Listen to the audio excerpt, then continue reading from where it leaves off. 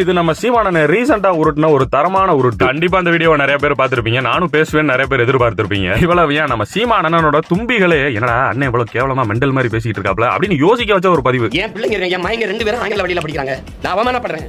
பள்ளிக்கூடம் இல்ல படிக்க, என் பிள்ளைய தமிழ் படிக்க பள்ளிக்கூடம் இல்ல.